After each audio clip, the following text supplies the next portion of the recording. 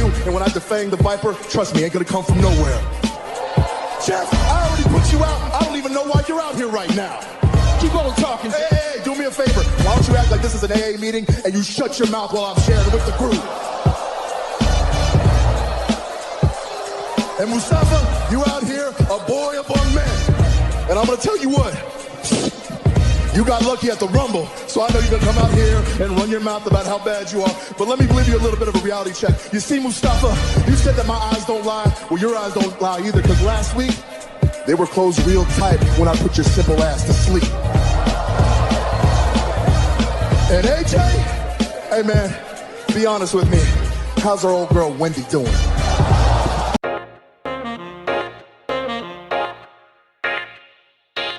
Welcome back to the Clark Street Wrestling Podcast. It's me, Hafeez, and with me as always is Devin, and we are about to break down this week of AEW and NXT action in one show, one big super show for you guys. Basically we're going to hit on the highlights because I'll be honest, in the beginning when we were talking about, pre-recording, what we were going to talk about. What? Include me. You need to include me. Let's we be honest. Yeah. So it was this week feels like it's been a blur in terms of wrestling. I've seen everything, and we got ready to record, and I'm just like, what the hell happened this week again? Like, I really had to jog my memory to really figure out like what was going on, and I was like, man, this is going to be a tough one to really try to dig it. Only thing that sticks in my head is just what Tribal Chief did, and that was it. Tribal Chief, by the way, you know what I'm saying? Shout out to Shotzi Blackheart, though, because, she did make the wall, so that's cool. Mm-hmm. So, all right. Right there. Yeah. When Roman Reigns gets another T-shirt, is Shotzi going to survive, or what's happening here? I don't know, man. It might have to be the triple effect again, man. I'm sorry, Tribal Chief. My Tribal Chief, man. You know what I'm saying? After what happened, last night. We'll talk about that in the next episode. Yes. But, you know what I'm saying? After what happened last night, that's all I got in my head, But hopefully we can work together. We can jog each other's memory. Yes. And we can talk about what we've seen through this buttload of wrestling this week. Right. And also too, I mean, the lead in for in just life in general, like we're all leading into Christmas, and so there's so much going on between like family and getting presents and work and just everything in between. Yes. So, it's, I'm sure, listeners, you guys out there can relate to just going through it. Right. And trying to keep up as a wrestling fan, but at the same time, you're trying to juggle real life, so we're the same way. I got gifts to buy. I got kids. Damn. Exactly. I got bills. Yeah, I got bills to pay, And then you wanna catch the next shenanigans Kenny Omega's gonna get into on Impact, and I saw that too. I saw Impact. Oh, so yeah. God. Can't wait to see it all, man. All right. But by the way, shouts out to Straight Talk Wrestling, George McCaskey. Man, he put this wonderful holiday clip, of all the podcasts that we kind of network with each other, by the way. And he put it together. So shouts out to him, man. Love the edit. You'll see it, on the Instagram. It's out there floating around. I think I added to our story on the Clark Street Wrestling Podcast on the Instagram page, which is Clark_Street_Wrestling. Yeah. So shouts out to George McCaskey, man. Definitely. Thank you for including us in that. So let's get right into it, and let's not bury the lead at all. I mean, Kenny Omega, let's just get straight into this dude, man, because he's on one right now. He's having a lot of fun. Obnoxious, though, just wearing no shirt. Well, wearing a shirt, but just it was kind of like The Rock back in the day. He used to wear those like real flashy shirts. Like Gucci shirts, $5,000, $10,000. But he would have it just wide open, so wide open. Yeah, man, showing all the chest. Right, Kenny's feeling himself, man. He's going into that era, man, trying to do his best People's Champ impression. But man, I mean the tour bus was back. They were back there watching all the matches. You had Carl Anderson back there with them. Seemed like they were trying to rile him up a little bit, because, people were talking smack, towards him. The Motor City Machine Guns. And, it just seemed like they were basically Rich Swann. They were just, telling him, like, hey, you gonna take that from me? And he's like, all right, I'm gonna do something right now. And, he went out there, had a match, did his thing, won the match. In the main event, he won the match. Mm-hmm. So, but then at the end of that, he goes out, he leaves the arena, he did his job, and then Rich Swann, is talking to him. And Rich Swann, I'm trying to understand how he's trying to play this, because on one hand, it seems to be trying to get buddy with Carl Anderson. Next thing you know, he's trying to be buddy with the Motor City Machine Guns. And I'm like, whose side? Because I know he's pissed at Kenny because he's getting disrespected. Because they're calling Kenny the champ. Ain't nothing right now. And he's like, I'm the champ, and you're like, nah, you ain't the champ. Kenny's here, man. Right. So they go back in. Like, hold on. I call him Kenny, but you call him the champ, right? When Carl Anderson was talking to Machine City, man. So then Rich Swann, Carl Anderson, they're in the hallway area. And then just a fight breaks out, because it's Motor City Machine Guns are out there. Yeah. And then we had the return of Luke Gallows. Yeah, just Diesel, basically. Just came out, handling his business. Working out. Yep. Right. And then Rich Swann was trying to jump on him a little bit, and then Kenny Omega out of nowhere. He was like, hey, turn around. Right. Clocked him. Super kick. Yeah. Just picked up like the caution, wet floor sign and hit him in the back with that. Yeah. And that was it. They were just having fun, man. Then he's like, we should get the old Bullet Club back together, and have a triple threat, not triple threat, a 6-man tag match at their next big pay-per-view coming up, and I was like, hard to kill. There we go. And I was like, oh, damn. Okay. So they're going to team up, which it had to happen. This had to happen for them to get. You've been teasing. Yeah. Mm-hmm. So that was cool to see, and so I am looking forward to seeing that matchup. So Rich Swann and the Motor City Machine Guns versus Kenny Omega, Luke Gallows, and Carl Anderson, the Good Brothers. They are the highlight right now of Impact and of AEW. So they've basically hijacked 2 shows. Or really, when I say they, it's Kenny Omega.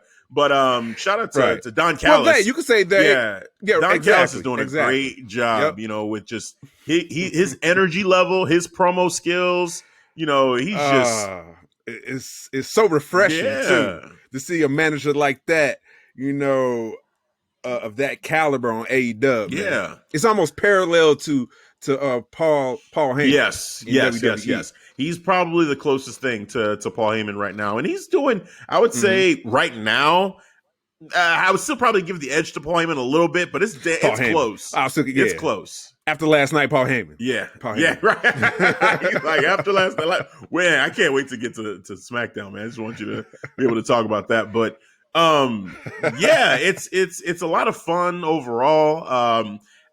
I had a lot of fun with what was it? Tony Khan and Tony Schiavone just dogging Impact during their little commercial. Like, all right, we're funding this place, and you're welcome. And just your middling fans got.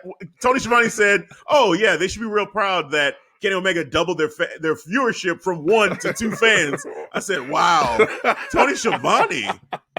What the hell, man? Clap back. And then proceeded to get on Don Callis on his managing skills because Don Callis said, you should learn a thing or two from me. He was like, really? Nah, man. Yeah. Okay, what? I should thank you because you give me free advertisement on another promotion? Yeah, right. Okay, thanks. Man, dude, and then Tony, he stood up for himself too. Don Callis was trying to get on commentary. Yeah. He's like, "Hey, give me your headset." He's like, "Hell no, get the hell out of here." I was like, "That's right, I forgot about that." He's like, "No," it's like, "Who are you? No, I'm not giving you my headset. You better get the hell out of here." Like, treating him man. But then Don Callis was like, oh, you're not going to give me the headset? Watch this. Goes, grabs a microphone, just starts commentating on the microphone to the entire arena. I was like, wow, well, that's one way to get around this. He's just going to. For real, man. Yeah. It was great. That just comic, man. And then Kenny Omega gets a microphone, and then he's commentating while he's just just whooping ass, man. And it was great. It was great. Man, destroying Sonny Kiss, man. Like, oh no, not Sonny it wasn't Sonny Kiss. It was Joey Janela. There we go. Joey Janela. You got it. Joey Dude, man, he just that was a quick match. Oh yeah, it was like nothing. It was dominant. Now I will say it could have been worse, but they did give Joey Janela a little bit of a moment. He respectable. It was a little bit respectable, but then he just does Kenny Omega does what Kenny Omega does. He kind of just Super Saiyaned up. Hit the one wing angel, and that was it. He just kind of nonchalant was like, and he just like 1, 2. He just knew. Right. He just. I'm like, damn, Kenny. Like, why are you doing this man like that? Golly. I love AEW how they're just. I gotta applaud them because they're protecting a finisher. Yes. A finisher. Yes. You know what I'm saying? That's something WWE can learn. People just kicking out of finishers. Now, I know it can make it good for good storytelling, but sometimes, man, I was actually feeling at a time when they was protecting Jinder Mahal's finisher, the Colossus. No one can kick out of it. Hey. I gotta call back to that. I gotta call back to that. I gotta use an example. So let me use that as example. And that's what got me gravitated. I'm like, oh, no one kicking out. Oh, wow. And then when Randy Orton, I think, did he do it? No, he didn't. AJ Styles, when he did it, it was a big thing. Mm-hmm. And you just knew he was going to beat him and take the title back in London. But it was great, man. And that's why I give kudos to AEW for doing that, protecting a finisher. Yeah. For Kenny Omega. Yeah, it rarely happens now where finishers matter at all in WWE. I mean, one of the worst cases of this obviously was Roman Reigns versus Brock Lesnar. How many spears did we see? That bullshit WrestleMania. Oh my god, the worst. 6? The worst. Was it 6? I was so 6 mad. spears? I just wanted that match to end. Or he took 5 F5s. Yeah. Oh my god. Like, what are we doing? It was just stupid. Man. And honestly, like, even though I appreciated the match for Drew, when him winning and beating Brock, but it was kind of scary because we're kind of getting that territory again with Drew like kicking out of multiple F5s. I'm like, all right, but I was rooting for Drew, so I kind of was like, I'll accept it this time. I'm willing to let it slide. Yeah, I was willing to. Yeah. But because it was, two guys at that time who were real annoying. I'm going off the character too, because on that build, they did this crazy promo. He's doing this tug of war. He's pulling with like 6 other dudes against him. He winning on the top of the mountain saying, Lesnar! Cold as hell with no shirt on, with just his trunks out there, bro. Man, what type of human powers does this dude have, man? So, I'm willing to let it slide for Drew Epic McIntyre. Yeah, that's fair. And also, too, we got to take into account, like, the way that you feel about a wrestler at the time that you're watching their match. Like, sometimes you can let some stuff slide for certain wrestlers. When Roman and Brock faced off each other at that WrestleMania, they were both pretty annoying at the time. Like, Roman was still getting shoved down our throats, the same old guy, just corny and, believe that, and this is my yard and all that kind of stuff. Brock just killing people, and then damn near touching and death. And not showing up, like Brock, the whole thing with him was he's just every 6 months. And he hijacked the title. And it's like, come on, man. Right. And then for him to win. Where's your champion? Dude, they won that match, and I was shocked. I was like, wait, after all this, Brock is still champion? Oh, hell no. Like that just put it over the top for me. I was just like, I'm done. I'm done with this. So it was, but back to AEW over here. So Kenny Omega, let's start. So he's been champion for all of 2 weeks. Is he already the greatest AEW champion of all time? Wow. You went there. You literally went there already. He was like, fuck. I have to ask fuck, the I'm question. just going to answer. Fuck, I'm just going to do it. I'm going to do it. Like, this matchup here that he had, and just the commentary and the entertainment value. Look, I love Jon Moxley. And we cannot forget, the Le Champion, Chris Jericho, right? So respect. But as a wrestler, Kenny Omega is better. The entertainment value here is just as good. And he's crossed over to 2 brands. Neither one of those guys can say they went to Impact and were champion at AEW. And this man went to Mexico and has been wrestling there. Come on, man! Like defending his title, his title. Yes. Is he already the greatest AEW champion of all time after 2 weeks? I mean, I'm just asking the question because I wasn't even thinking that far because we're so soon, new to new into his title reign. It's only, like you said, 2 weeks. And you bring up a very good question, though. Is he already the greatest champion? And you brought up valid points. I'm just checking. Yeah. Checking. I'm trying to rebuke. No, he's in AAA, defended that. It's not like he ain't defending it.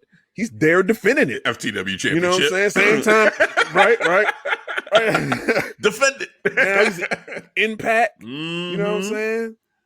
Confronting the Impact champion, letting him know you're not on my level, sir. I'm the real champion as long as I'm here. A real AW, right? Exactly, sir. No, you're second when it comes to me, sir. Yep. You are second. Might just take his title. Right.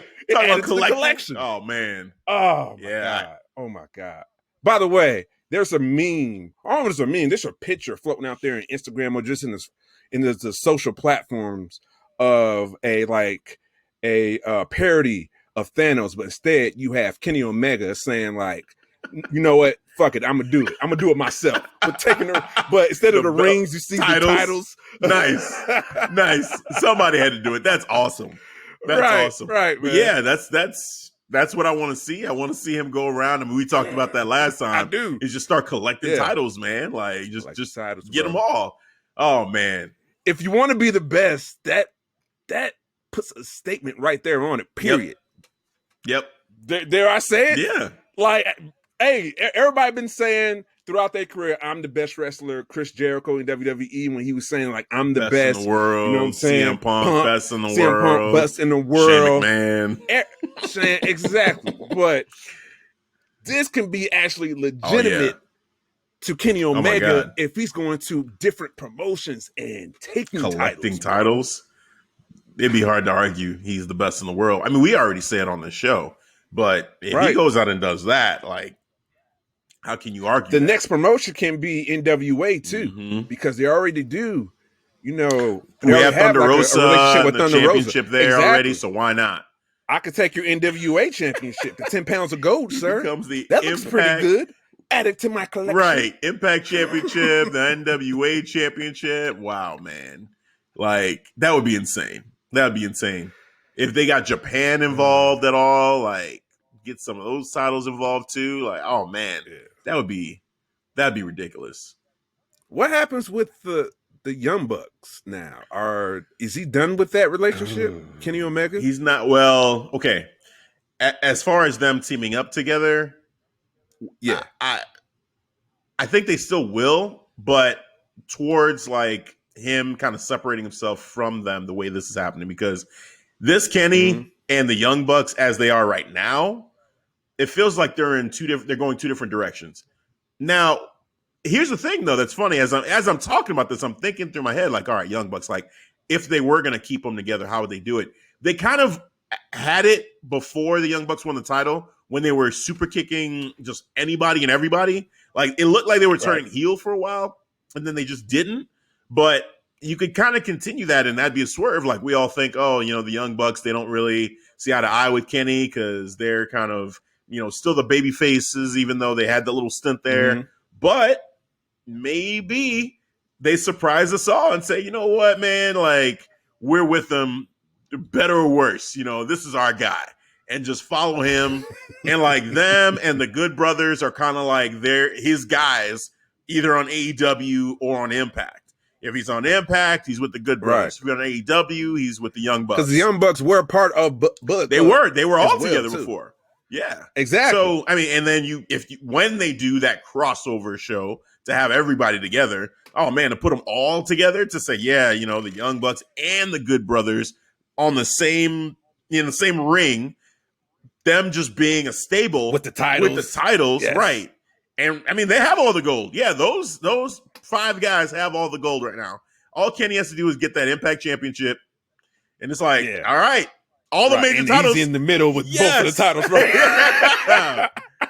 We got them all. Title right here, man. Yes. 2 titles he holding up, just cocky as hell, bro. Like as I'm talking about it, I'm like, I kind of would more like to see that versus them splitting up. So even though my answer was starting to be no, or starting to be I think they'll split. But now I'm thinking, well, why not keep them together and have fun with this whole Impact AEW thing and have the Bullet Club kind of come together on, AEW and Impact Wrestling. So yeah, man. That would make great television right there. That can actually have casual fans like, man, what's all about this Bullet Club? Like, because this actually has history. One of the greatest factions in pro wrestling, period, bro. This would be great. Yeah, yeah, man. I'm here for that. I'm here for that. So Kenny Omega doing his thing. Don Callis doing his thing, man. Kenny Omega 2 weeks in, and you're already in conversation for the greatest AEW champion of all time. Oh my God, that's crazy. That's Kenny, he's already doing it better. Yes, I mean, look, Jon Moxley, man, as hell, bro. You had a solid run, but there were some bumps on the road. It was, the chase was great when he was, so go ahead, Chris Jericho, when he was chasing Jericho, right. The chase was good, and then he had that slow uphill against, I think, Jake Hager. Just matches that you want to forget. I mean, it's funny that the Eddie Kingston matchup, going into it, I was not excited about it, but as the story went on, I'm like, you know what? It's actually a more interesting story the more that they got into it. Because they got personal. They get real personal. Right. And I like that. So they got me there. And of course, Kenny Omega is like, oh man, like this is great. The contract signings were awesome. Like both of them that they tried to do. I was like, yes, this is cool. And now it's over. So, but it was a good run. It was a good run. And of course, Le Champion, like that. That's where I just fall just short of just giving Kenny that title. I would say I'd put it over Jon Moxley already. I would, but for Chris Jericho, it's like, I can't go that far yet. Doing? I can't. I gotta respect Le Champion. But you're willing to bring up the question about it so soon. Yes, I'm willing to bring it up because what Kenny's doing is ridiculous right now. It's just ridiculous. And the second that he does collect more, like that second title, I feel like that's it because no other decided. It's decided. Once that happens, that's it. Like he is the greatest AEW champion of all time. Yep. I mean, we only had 2 other ones, but of all time. He has a protected finisher. Yes. He's out there collecting belts. Yes. Part of one of the greatest factions. Come on, man. Oh my God. Like it just doesn't get better. It doesn't get better. So, yeah, man.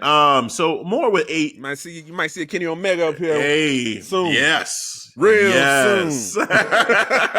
Yes. Let's make that happen. Absolutely. Right. Part of my collection. The Devin collection. I like it. Right. Oh, man. Well, let's talk about this opening matchup a little bit too that they had, because there were some interesting notes that happened, or interesting points that happened in this matchup. So we had Hangman Adam Page and Dark Order versus Matt Hardy and Private Party. So it was some cool chemistry between Hangman and Silver, and Reynolds. Like they seem to be having fun.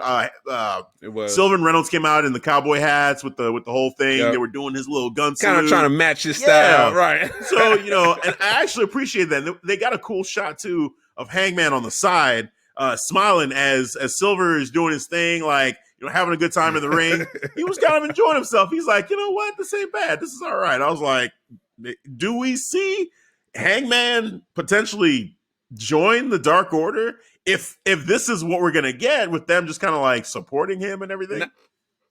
Well, maybe not join. What if he becomes the leader of Dark Order? Well, so I could go as far as that, and then maybe Brody comes in talking about what the fuck is going on. So you think while Brody's away, you got Adam Hangman Page, right? Because he's been a while. Over. He's been away for some time now, bro. Like you heard nothing about him. Not even like commentators bringing up his name, like nothing, man. Nope. Not even Dark Order's bringing up Right. Brody anymore, bro. Which, you know what I'm saying?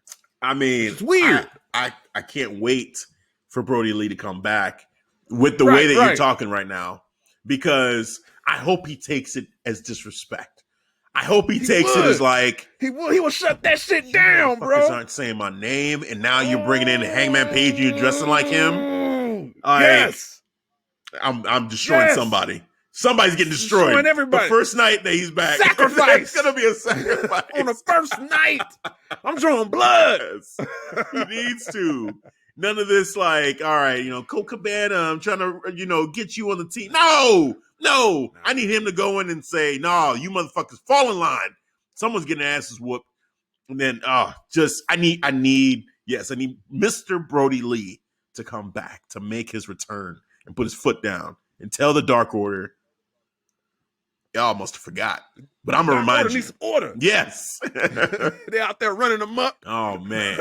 Yes. All chaos on BT. It's nuts. Oh, man. But on the other side, man, is Matt Hardy turning heel?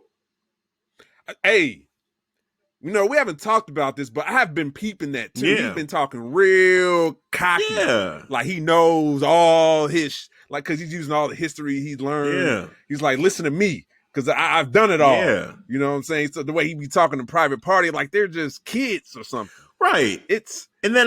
Well, at the end, too, like, I think it was Mark Quinn, they had the match won. They did Gin and Juice. He had the match won, and then he tags himself in, and then he takes the pin. Yep. That was the most. It was kind of like you expect MJF to do something like that, which sort of kind of that happened on this show with MJF taking the pin, but it was mutual. They tagged him in, but yeah, Matt Hardy did nothing at the end, and then tagged himself in to get the pin, and he's celebrating like he just won at WrestleMania. Like, this was the greatest thing that happened. Yes, we won. Yes. And then both Cassidy and Mark Quinn are looking at him like, okay, all right. He's putting them under his arm like, yeah, guys, yeah. The whole noogie hug that he's giving him, man. I'm just like, what is going on? Maybe, I think he's going to go heel. Maybe he'll take Private Party with him. So if they turn heel with him, okay, that could be kind of cool. I mean, even if he turns heel on his own, that's fine as well. But if they turn heel, they already got a tag team name with him, the Party Hardy or the Hardy Party, right? The Hardy Party, the Hardy Party. Okay, yeah. But just them turning heel, I think would be good. Just to change them up a little bit, just so we can see like what they would do. Freshen them up a little bit. Yeah, give them something to add to their character, because this team, Top Flight, give them some and them, like there's a lot of similarities between Private Party and Top Flight, and they're both baby faces. Yeah. So to turn, a Private Party to differentiate them a little bit more, because Top Flight is getting a lot of like publicity right now. A lot of TV time. I think it would be a good idea to just change up Private Party a little bit, because I could imagine a casual fan being like, start mixing them up after a little bit, like, Oh yeah, most definitely. So many similarities, Bro, that's a good point, but I think that you need to pay off this long-term storytelling that you've been telling with how Matt Hardy's been kind of grooming him, being his mentor of Private Party. Yeah. Now have that pay off since he's going heel. You can be grooming him to go heel too. Maybe have them pull the tights a little bit, like, hey, pull the tights, and they pulling the tights, and they might look confused, but like, hey, they winning though. Yeah. You know what I'm saying? The result is they got a dub. So you can't disagree with the result. Right. This is true, man. We'll see. And it's funny because when Private Party first started, it's not that they were full on like either one way or another, heel or face, but I could see a heel mentality. They had the tightrope, and they had the bodyguards keeping people out. Easy. They were cocky. Exactly. I'm like, ooh, that'd be kind of nice to see that again, but with Matt Hardy, kind of helping to groom him. Mm-hmm. Yeah, I feel like that makes sense, man. Turn him heel. Let's have some fun. So let's go with it. So that's cool. Big congratulations goes out to Brandy and Cody Rhodes. Oh yes, they in the one of the just coolest reveals possible. There was a video, they put up the Christmas tree, and I'm like, promo video. Yeah, and I was like, okay, they're saying Merry Christmas. Is this going to be like, some special that they're going to do, like coming up next week that they're promoting? Like, what's going on? And then they got a package in the mail, and they open the door. There's a little box at their doorstep. Mm-hmm. I'm thinking, all right, what is this? Is this from Shaq? Like clowning them in some way, like I was thinking this was like something's happening. Like who's trying to get one over, right? So then, they opened the box up, and there was a message saying like, what did it say that they were expecting? In terms, I don't remember exactly what it said on that box, but you got to jog my memory on that. Yeah, it was just I know that there was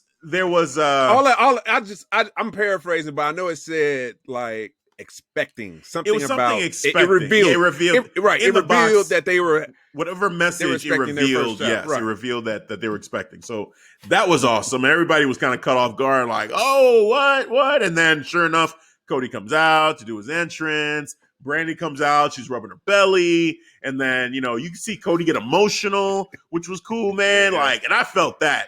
Because, he just the look on his face, it seemed genuine, and it was not storyline. It was not scripted. He just, he felt this is right before a match. He's going against Angelico. Pure happiness. Yeah, right. But then, he's just happy. And then, they get in the ring, and there was another moment where they're looking at each other, and he just like, you could see him wanting to break down. And I'm just like, man, that's cool. So congrats to them, man. It's awesome to, for them to be welcoming a child into the world. So yeah, just shout out to them. Yes. And definitely congrats.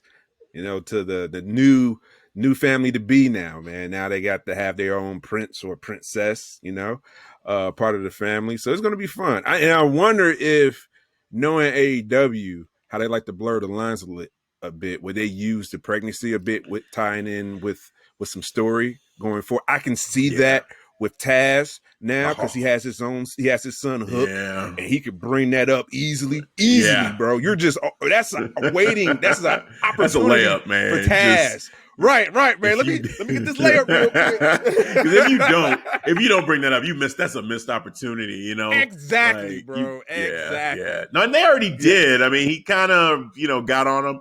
Oh, he's gonna be a daddy. Oh, They're like, all right, okay.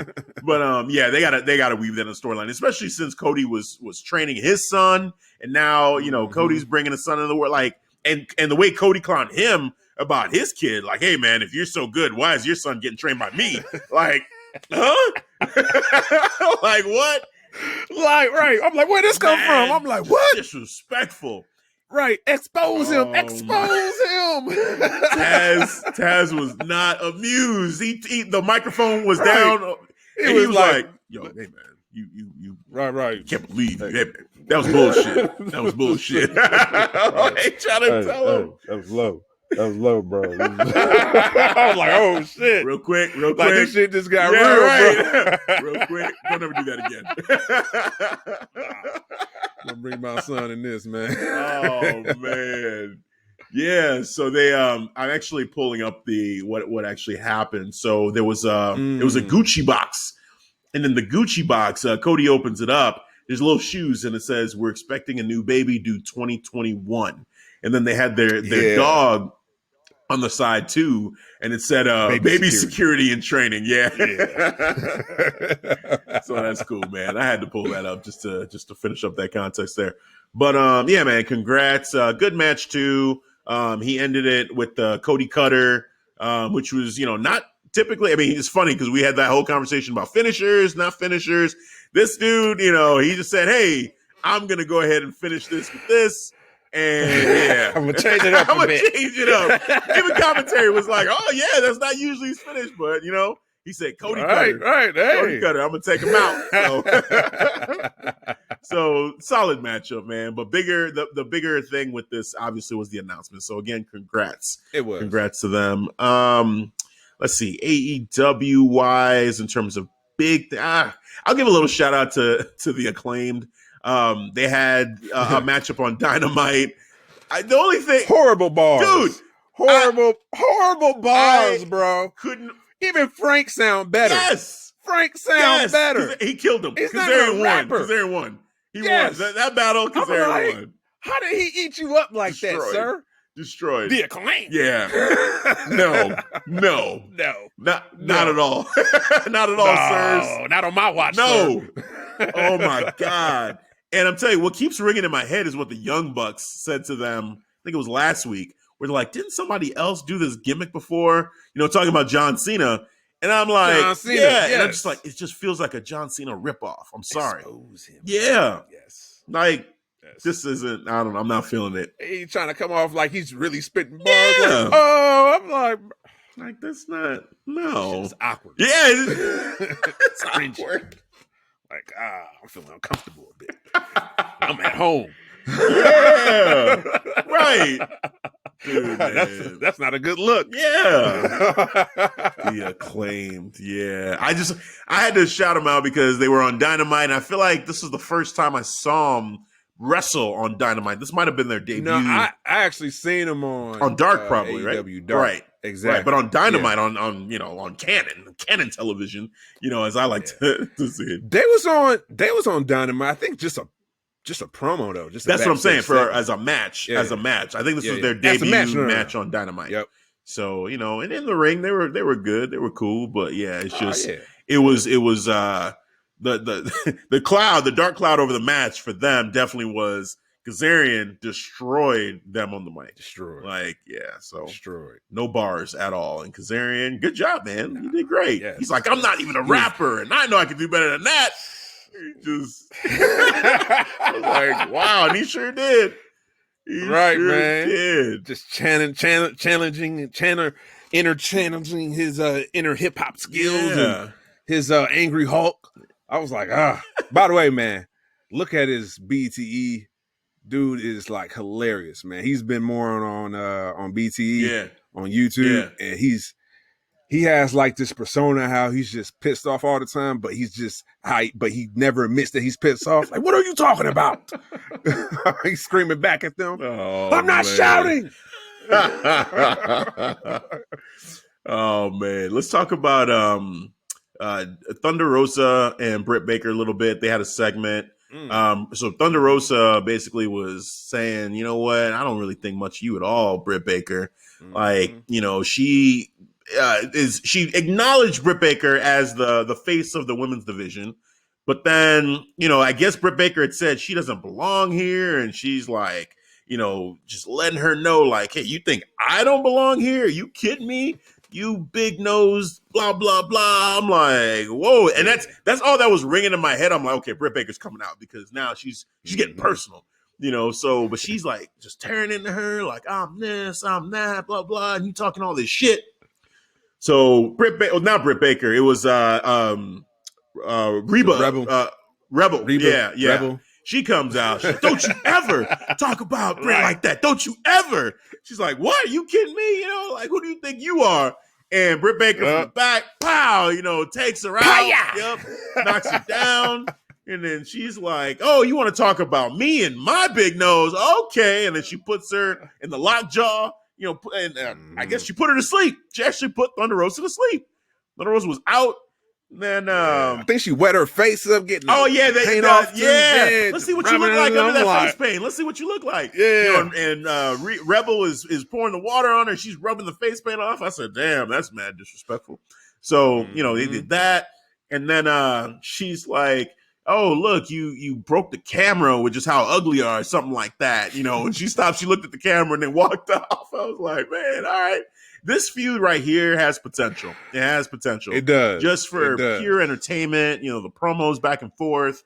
Thunder Rosa really, she showed just a lot of passion in that promo. Her energy overall was great. And then, Dr. Britt Baker, Dr. Britt Baker, DMD, came out and just, her presence it's up there, man. AEW needs these two women and needs this feud to succeed because this women's division can be taken up a big notch, with this, just from a story perspective, let alone from in-ring. So, yeah, man. Yes. Yes, man, I couldn't agree more because the way, you know what, I love how they're just highlighting the women's division with these two just on promo, just promo skills alone. Yep. We're not even talking about in ring yet, Yeah. you know. And I love how, you know, we already know how Thunder Rosa can get down in the ring. You know, that's how we already showed, you know, we kind of debuted, you know, the casual fans to Thunder Rosa, just more of a wrestler. Mm-hmm. Now we get to see her on the promos, on the segments, and man, she can go toe to toe with Britt, man. I like that. She's bringing that fire, bro. Yep. And I want to see more of this, man, because like you said, it's definitely gonna it's definitely gonna carry this women's division a huge notch, man. Yeah, I'm here Yeah, for if they it. get this right, if they get it right, hell yeah. Yeah. I couldn't agree more. Yeah, 100%, man, 100%. So definitely we're here for that. Also, too, before we move on to NXT, the tag match that they had, Serena Deeb, Big Swole versus Evilise and Diamante. There were two big things that I took from this.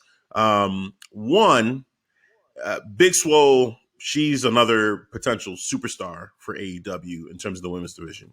She's great. Yep. She's amazing. Two, Serena Deeb needs to get a character because she's great in the ring, but man, is she bland. I'm sorry. Like, I just can't get behind her. Like, I want to like see what they must see because they've given her this spotlight. And I'm like, okay, cool. And you took the title off of Thunder Rosa. You're right. So if you do that, I'm thinking the person that's taking the title from her is going to take the ball and just go running with it, like sprinting with it. And I just feel like even though I respect the in-ring capability, and I love wrestlers who can go like in-ring, and she's got the skills. She get down. But exactly, man, I mean, this just goes to one of our, you know, this point that you made from the beginning of us doing this podcast about character versus in-ring. Some wrestlers, I love their in-ring so much it just doesn't matter, right? I'm just like I'm all there. But in this case, it's like I find myself just being like, I can't get into this. I just can't. Right. You're trying to connect. I'm like, I can't. No. You know what I'm saying? You know, it's unfortunate because she's talented. Right, She's absolutely talented. But to be the like one of the women right now who's helping to establish this women's division and to try to take it to the next level, maybe from a wrestling standpoint, but I don't know, like she's not the type of a wrestler that I feel like is gonna get people to tune in to say, oh, I gotta see a Serena Deeb match. It's more like, you know what, Serena Deeb, she's a great talent. She can help in terms of the in-ring and get the other women to be sharper in the ring because she's very sharp and technical. So that's cool. And maybe just being a trainer eventually too. If she's not already doing that, probably she is behind the scenes. But as like another person to be like the face of this women's division to try to elevate it, I don't see that, man. I see Big Swole. Nah. She stood out. When Big Swole came in the match, I was like, oh, yeah, here we go. Like, I was so hyped. Swole. Yeah. Swole. Right. Love her energy, man. But I definitely agree with Serena Deeb. Like, I think the hardcore fans could get excited for a Serena Deeb match, you know. I would get excited for a Serena Deeb and Thunder Rosa match because, you know, they can get down. I definitely enjoy that. But outside of that, I think even what was that pay-per-view? What was the last pay-per-view that it was? The last pay-per-view, the Gear. Full gear. Yep. She was in the pre-show. Yeah. It was I watched Serena Deeb. Yeah, but that was it. Yeah. It was, you know, it was just there, you know. It was serviceable. Yeah. You know, it was cool. But that was it, man. You know, because I think from a casual fan perspective, they're just gonna look at this as just, you know, she can get down in the ring, but generic though. Yeah. At the end of the day, generic for a character. So she can liven it up a bit, man. Yeah. Maybe change up the gear a bit. Because it's just all black. It's just like right. It's just like it's very just, like even aesthetically, it's you got black hair, black. Yeah. And for some people, you know, it's like everyone knows if your personality, you know, is like bold and you know you can just be entertaining, just with how you are. Like MJF, it doesn't matter what he wears. Like he's just like, he's MJF, but with Serena Deeb, to your point, like, all right, if it's not going to be like promo wise or anything, then do something with the gear, like you need something, you need something just to be a better character. And for her, it's just like, I feel like they're just content with just kind of having her, giving her this moment to shine and have this TV time without really trying to establish a character. It's a wasteful opportunity, right? Though, man. Especially if you're doing this relationship with NWA and you're trying to have fans tune into NWA. Why should I turn into? Why should I tune in to NWA? That's a great point. For Serena Deeb, because right now. I'm sorry, not for the women's division. If that's not going to get me. That's a great point. If you're trying to use this to kind of get eyeballs on NWA to say, hey, by the way, this other company, NWA, Serena Deeb is a champion. You like her here? Yeah. Go tune in to NWA, the next show. I'm looking at this like, man, if this is representative of NWA's women's division, then I don't need to see it, because this is the top. I'm okay. I'm good. You know what I'm saying? Like, I got a lot of wrestling in my life already, to add another one. And for me to feel this bland about your champion, that's bad. Right. That's bad. Right. I'm sorry. Right. I got to be real. It's a buttload of wrestling. Yeah. I just added Impact. Exactly. Now you want me to add NWA? I don't know. I mean, Impact's got Kenny. Like it took Kenny Omega to get me to say, okay, you know what? I got to watch Impact now. I got to check it out. And sometimes even Impact Impact has its good moments, but Impact can be painful as well sometimes too. Like you got to take the good with the bad with that. But now you're telling me you want me to add what are we saying now? Raw, SmackDown, NXT, Impact, NXT UK. Like that's 5 shows that I just named. Did I even say AEW in that? There's so many I lose count. You did not even mention AEW, right, bro. I don't even think you did. Right. It's just, oh my God, I'm watching. Occasionally New Japan, when, Wrestle Kingdom, because I like to watch that too. Yeah. You know what I'm saying? I squeeze that in. Yep. It's just a lot. I was squeezing stuff from the indies just on YouTube. It's like, okay, let me see what this match is all about. I watch. It's like, it's fun, but man, yeah, if you're trying to get my minutes, my 30 minutes of my life or an hour of my life, you better bring me something, man, because it's hard, it's tight. You know what I'm saying? It's just, jeez. Give me something, just right. Get the character going. Do something to bring me in. I got a lot on my palate. Yeah, right. The plate is full. Like, you want a space on this plate? You gotta earn it. You gotta earn it. Want me to what am I pushing out to pull this in? What is going off the plate? This baked macaroni? No, sir. Yeah. Can't do that, sir. No. Yeah, right. No. Candy yams? Oh, you must be sick. You're joking. I know. That was perfect. Oh, man. So... yeah, man. So let's switch gears a little bit to NXT. And here also, it was a lot that happened here. I'll let you start this one off though, man. Like, what stood out to you the most about this week's episode? No Pat McAfee. We didn't get him. We will not discuss further what happened on this podcast last week. That happened. The therapy session happened. He hijacked the show. That was. It happened, but hey, I'm going to let it go. Moving forward. We're gonna moving forward, sir. Till he comes back. Just like he will come back. He will. Yes, it's happening.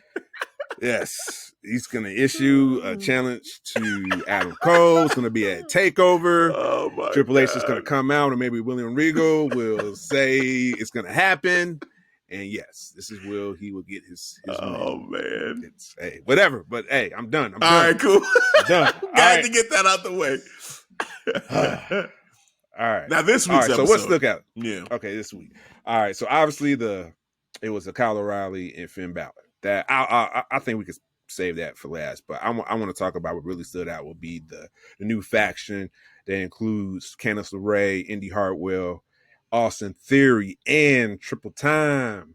Yes. Triple Player. Yes. Johnny Gargano. My guy Johnny.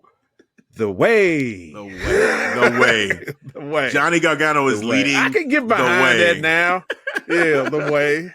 Man. You know, hey, it had a tag team match against Leon Ruff and Kushida. And it was solid, man. Leon Ruff was little botchy at times. Yeah, he took a bump on the outside that I was scared. Yeah, trying to go off the top he took a rope, scary slipped. bump. I think he was holding his ankle a little bit, so I don't know if that was legit shoot or work. I couldn't tell. I think that was a shoot. I think he hurt himself, but not enough to not come. You know, he finished up the match. So yeah, but after that, from that point, it seemed like he cleaned it up and he was more spot on from that point. So I give him that. So it's not like he just kept on being botched throughout the match, but that didn't happen. But the tag team chemistry between Austin Theory and your boy Johnny was on point, bro. Ooh. You go ahead and break it down because that's your boy. There was Johnny. that one spot where there was like a drop kick from Austin Theory, and then Kenny did like a super kick right after that, and I was just like, "This is great. This is everything right now, man. Like I can get behind the way. Like give me more of the way, man, dude. It was awesome. Just you know, the tags, no look tags is funny. But when they got down to it, I was like, wow, like this is the best thing to happen to Austin Theory for one. Like for him, he has so much potential. He's got a great look. He's got great just ring presence and, you know, the wrestling moves and everything. Like he's got it all. It's just promo. He can wrestle. Yeah. Promo wise, we gotta work on it. We gotta, you know, get him with Johnny. That's a great guy to learn from. Yeah. Exactly. So, oh man, yeah, but just their chemistry was awesome. I just love where this is going as Johnny just being like this leader of a faction and just like father figure to in a way to almost it feels that way. It feels that way. He's the father figure. It's almost like a TV show. Yeah, call it The Way. You know, starring Johnny the father figure. You know, he got wife. Man. You know, Candace LeRae, the children, the 2 kids, and the art world, brother, sister. Man, they're great. They're great. So I'm looking forward to how they continue to develop this. I didn't even realize. So, you know, Austin Theory during the commentary, they were saying, you know, Austin Theory quit, right? Didn't this guy quit? Yeah, a while ago, like he just said no mas basically. So, to go from that to this, you know, it's like, all right, now it's like a restart for him. And started off on a winning track here. He's the one that picked up the victory. He got the 1, 2, 3. So awesome win for him. And yeah, man, I'm just looking forward to more of the way. But I know you are. Oh yeah, I am, man. My guy Johnny, you know, leading the faction, it's great, and they're having fun. Yeah. It's awesome. It's awesome. You know, will they be part of a tag team division for NXT? Maybe. Why not at this point? Yeah, that Dusty makes sense. Classic. Ooh, Austin Theory. Yes. Johnny Gargano. Yes. I can see that. I can see it. I can see that. Yeah, man. Because that chemistry definitely impressed me. Oh my God. They offensive move set. Yeah. Shit they was doing. I was like, ooh, that was smooth. Dude, that was almost too smooth. See, this is like where I've been practicing. Yes, they had that. They had some stuff synchronized. I'm telling you that it was like they're like, okay, my move, you roll in the ring, boom, jump up, drop kick. All right, then when he gets up, I'm a super like. I was like, wow, like what is happening? It was just like boom, boom, boom, like just snappy, like these dudes. And again, Johnny like is I'm sure he's back there choreographing it, like tell him, all right, we're gonna do this. Just follow my lead. It's gonna be awesome because Johnny Gargano he's a match of the year machine. Like the man just goes out there and puts on great matches. Doesn't matter who he's in there with. And I disagree, dude. And as a tag team wrestler, I mean DIY. Like this man knows his shit. So. It's great, man. Just another way to showcase the greatness of Johnny Gargano. My God, Johnny, man. Love it. Now, I did say possibly being the Dusty Classic. Can you see the way win it? And now would that be a disservice to the NXT tag team division too? Because it looked like they did a restart now on the NXT tag team division. If you look at it, and you got the Everrise. I call them like the off-brand best friends of AEW, bro. I don't know if I go that far. I don't know if I go They're that far. I feel like I'm watching like the convenience store of best friends, you know, when I watch Everrise, like it's like this is. You mean convenience store or dollar store? It's a Dollar Tree version of maybe 99-cent store. Let's yeah, right. Like, cause that sounds better. Okay, yeah, convenience store. Because they get a little pricey. You know, they charge more than you know what I'm saying? Let's go. Yeah. You're right. Let's go 99 cents. I was gonna say because Everrise, man, they're trying. I was shocked that they were in that triple threat tag match. I was like, are they? I'm supposed to believe that Everrise can win? Really? You got the Grizzly Young Vets in there, and Imperium, and Everrise, bro. And they was up to snuff with them. They were hanging with. I'm like, no, they was hanging with them. This is the kind of shit that'll drive me crazy. Like really, Everrise. They have been jobbers for so long, and now all of a sudden, where did this come from? Who are they training with? Who are they training Everrise. Rules.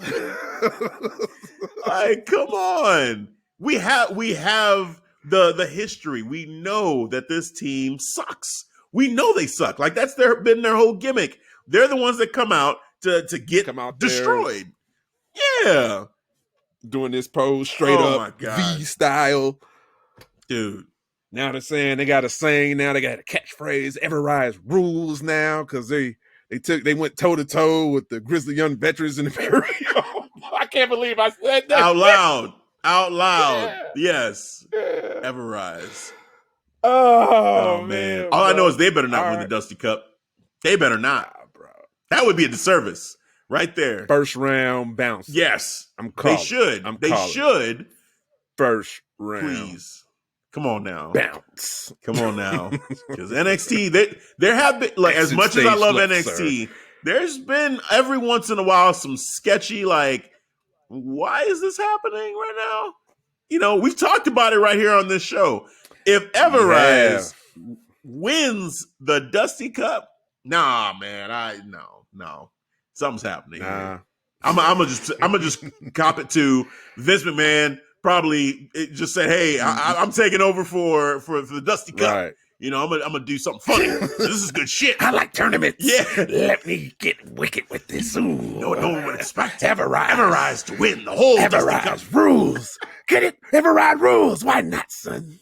Come on, Dad. Really? Oh, Imperium dead. What about Imperium? Grizzly Young Ventures dead. Okay, Dad. What about Breezango? No, Dad. This is like, you know, when Chad Gable, was it Chad Gable and Baron Corbin that were in the finals for the King of the Ring? That's what it would be like. If ever, like Chad Gable getting all the way to, look, Chad Gable, was a great wrestler when he was with the American Alpha. American Alpha. Yeah. So he was great. But then, man, the whole, like, you know, him being the short jokes and always getting made fun of, but then they didn't really do anything with that. Right. And then to have him go to the finals, like, I don't even think it was on the pay-per-view. I think they ended up doing that on TV. I don't remember. But yeah, man, Everrise, no. It was supposed to be on the pay-per-view. It was supposed to be on for Survivor Series and got knocked off to be on Monday night the next night. I remember that. Yep. I remember that because we kind of ran it for that, and that kind of stuck in my memory. I'm like, "Why? This is Survivor Series." I'm like, "This is King of the Ring tournament." Now you're gonna just say, "Fuck it." You truly don't give a fuck now. Gonna take it off and just put it on Monday Night Raw.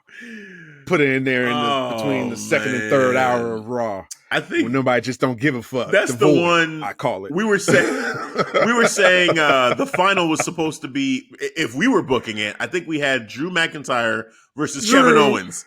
Like that was supposed to be the final. And both of them, I believe, got bounced out in the first round. First round, like, exit. Yeah. Or Ricochet, someone like that. I think that was the action right there, the cause that have us to do the Drew McIntyre. Moment of silence. Yeah, right. Moment of silence. Yeah. Oh my God, man. Yeah, man. So yeah, hopefully the Dusty Cup. Please, William Regal, Triple H, get it right. Don't even put them in it, and then I'll feel okay. But if you do put them in they're gonna be in it. First round, they're gonna be in it. First They're round. gonna be in it because it seemed like when they was doing like this tag team promo segment, Ever Rise was part of it. Yeah. You know, they was trying to make a strong case. You know, hey, you know, Ever Rise rules. We took it. We went toe to toe with Imperium. It's a young veterans. Y'all ain't shit. You know, dude, have Leon Ruff and Kushida win it. I would rather take that. Leon Ruff got, all the way to the finals. I can take that. Yeah. Leon Ruff. Yeah. Give him the Dusty Cup championship, the Dusty Cup win. To do their makeshift, right. They like to do their makeshift tag teams too. That would win it as well. Because like Ricochet, Matt Riddle and Pete Dunne won it last year. Yep. And then Ricochet and Aleister Black. Yeah. They had won it too. Yep. So the year before. Yeah. They do that stuff all the time. So hopefully, they do something like that, or Grizzled Young Vets win, someone like that. Mm-hmm. Oh man. All right, let's keep it going here. So Tyler Rust. Notice I didn't start with Tommaso Ciampa. Tyler Rust. I know. I feel like is the story here in this matchup that he had with Tommaso Ciampa. The man did a good job. He did a good job. Man. And I was stunned. At first, it's one of those matches where you almost want to get upset, because it's like, how the hell is this guy hanging with Tommaso Ciampa? Like, this is making Tommaso Ciampa look so great. How? Right. You sound like me. Well, on the other end. Hey, I agreed with you. I agreed with you with Adam Cole, that one-on-one match. We agreed there. That was bullshit. Now, I don't want to get all in depth with it, but the War Games matchup, that's a different animal. So, it's different. But here, at first, I'm getting a little upset. I'm like, Tommaso Ciampa should be whooping this dude's ass. And I'm like, what's going on? And this is a guy that, was Tyler Rust, like, where did he come from? I mean, we've seen him every once in a while. Bivens has been talking to him. Commentator gave us a good background. Like, it's not like he's some rookie. He said he's been 15 years. He's been in the game for a while, man. He said just as long as Tommaso Ciampa, but he said, but not as the same caliber. I was going to say maybe a few notches below. Yes. Tommaso they were Ciampa. saying there's those levels to that, like it's not the same for everybody. Right. 15 years for Ray Tyler Rust. Make sure to put that in. Right. So, and then also too, like Timothy Thatcher had been training, like he was a part of those Thatcher Thatch Can segments, right? So sessions. I kind of took it like after a while of watching the matchup, I transitioned from being like kind of confused and a little bit frustrated to more of I guess they're paying off that one of the guys that Timothy Thatcher helped train is going toe to toe. So his training works, like to pay off Timothy Thatcher. Right. Maybe Timothy Thatcher gave him some pointers. Right. Before going to face Tommaso Ciampa. Right. Like, man, he's like the favorite of such and such, position or something like that. Right. So that's after a while, I just started really enjoying it. I'm like, man, you know what? Tyler Rust, good on you. Like I thought at the end of it, because I never had a problem with how good he was being. Like he showed great skills. It's just that Tommaso Ciampa, former champion, you're like, man, like there should be kind of like a point where, okay, yeah, he can try and do well. And then after a while, be levels to this shit, huh? Just like get destroyed. Right. Like, all right, Widow's Belt done. Nice try, kid, but no. He's not the same Tommaso, I'm telling you, bro. Yeah. That's not our Tommaso. You got to remember, this is a different character. This is a different power set. It's like when you heal, it's like you're at your maximum power because it's like unfiltered. You don't give a fuck. Right. Zero bucks, man. Right. Once you're a face, you have like a filter on you now on your power. Yeah. You know what I'm saying? Like a cap on it. Yep. So unless you're Stone Cold Steve Austin. He's the one guy. Cold. Like it just didn't matter. Right. Man, every man got the stunner. Even Linda. Linda got it, man. Even like gave her a toast of the bill. Like he was like pretending he's like, yeah. Boom! Oh, stunner, Linda. I gotta stay on brand, man. This is what I do. Yeah, this is what I do. McMahon's get stunned. Man, I don't give a fuck. Oh man. So yeah, no, you're totally right. Tommaso Ciampa, here's what I hope happens. I hope that Timothy Thatcher beats Tommaso Ciampa, and Tommaso Ciampa goes to some dark place because, like, he's like, all right, I just lost, and he just brings out that evil Tommaso Ciampa just pissed off. Right. Like, he had Karrion Kross just treat him like he wasn't shit. Now you got Timothy Thatcher just whooping up on him. After a while, he's just got to look himself in the mirror and be like, you know what? Just fuck it. I'm done. Like, I'm done being the nice guy. Bro, I got to go back and the type of find that wrestler dude. Timothy Thatcher he's not the type of wrestler that I can see him lose back to back like that to a same wrestler. No. Not the intellect he put out. Like, bro, I'll learn from my mistakes. Yeah. Fuck that. Yeah. I'm winning the next round. I got it. Yep. And Trust me, I cleaned up my mistakes, sir. Yes. And I think, honestly, it would be a booking mistake to have Tommaso Ciampa beat him back to back. It would be a booking mistake. You have to have Timothy Thatcher win this matchup. You have to. Because you're burying him if you don't. You know, if he loses this matchup, like, then where does Timothy Thatcher go from there? Like, you have to give him that win to help establish him. And Tommaso Ciampa needs a change, period. He needs that. He needs to go back to being heel. It just makes so much sense. You know, so much sense that, you know, who knows, man. They might look at it and say, well, you know, Tommaso Ciampa we like the face Tommaso Ciampa. It's different from what he did before. Like, no, man. Give us that old Tommaso Ciampa. That's what we want. Like, God. This dude, the humble locker room leader. I don't like this Tommaso Ciampa. No, I don't. man. I just don't. No. I'm sorry, man. That Tommaso was soft. Yes. He's soft. 100%. You get no argument from me. Tyler Black, bro. How long did that match go? We had like 3 commercial breaks. Dude, that was a long that match. A long match. I'm saying, why is this? How long? Bro, how much time has gone by? Like, looking at my phone because I'm, you know, watching. I say I watched everything, but you know, to earn my minutes, bro. It's something. You got to give me something. Yeah. And I'm looking at him saying, okay, Tyler Russ, I see you. You're doing a great job, but I got things to do. How long is this match? Like, Tommaso, wrap this up, my guy. Wrap this up, bro. What are you doing? What are you doing? What are we doing? What are we doing here? Like, bro. Why is this taking so long? You over here like, man, you can't put the closing game down. Can't seal the you deal gotta, with Tyler Russ. Come on. You're kicking out. Just, staying alive. What else you got? What else you got? They ain't shit. What else you got? Oh, man. And then after he left, he want to look back. He want to look at him like he want to give him some respect. Yeah. Like, no, bro, just leave. Get the fuck out of there. Already leave. a terrible what we look. Doing? It's done. Right. I'm not feeling this Tommaso. No, I'm sorry. I'm sorry, folks. I'm not. Face Tommaso. I'm not rolling with it. No. When you define your power set now with a face character, it man. sucks. Yeah. It's like with the Miz. Heel Miz, face Miz. Yeah. Face Miz sucks. Garbage. This I'm new sorry. Heel Miz, But before Heel Miz, when he was just on the road, like, bro. Talking smack nobody Miz. was. Yeah. Talking smack Miz. Let's go with that. Yeah. I like that persona. Talking smack Miz, when he had like the faction, he had what was it? Alex? No, was it Alex? Mr. Perfect Son.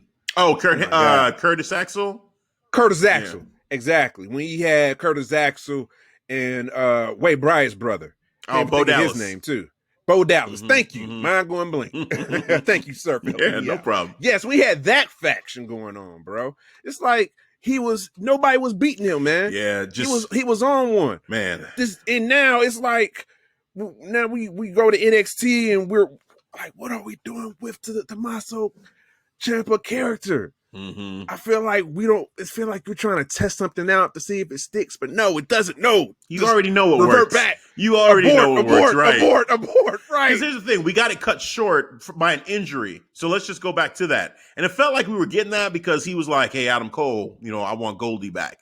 You know, I want my Goldie because Daddy's home." I was like, "Okay," even though it was. You know, Adam Cole's a heel and Tommaso Ciampa was a heel-ish, you know, kind of a tweener when he came back. I'm like, man, eventually when he's done feuding with Adam Cole, he's going to turn back heel. Then, of course, Johnny Gargano, that storyline started up. And in my mind, it was, Johnny was the hero of that story. We already know. We talked about this at length.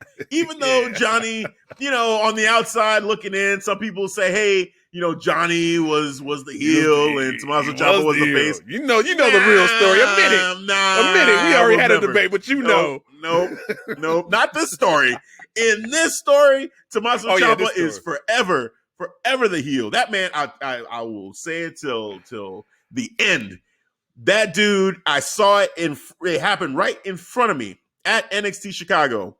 He took off the man. This was supposed to be his best friend. He took off the man's wedding ring mid-match, spit on it, and threw it in the crowd.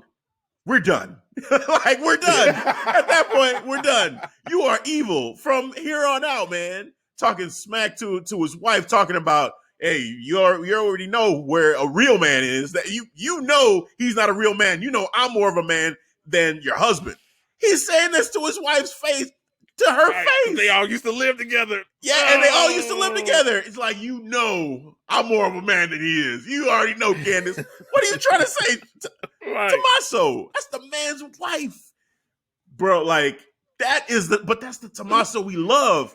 He's an asshole. And it's just great. He doesn't care. He doesn't care. This one cares about the locker room now. If you don't fall in line, then you're on his list, and he said, all right, you're dead. And then you go toe-to-toe with Tommaso.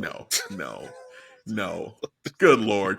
This man took out Johnny Gargano because he knew he was injured. He knew he was going to be out. And he said, you know what? I know I could already feel what's happening. In his head, he knew Johnny was on that rise. He knew the fans were with Johnny. And he said, if I got to be out, you got to be out.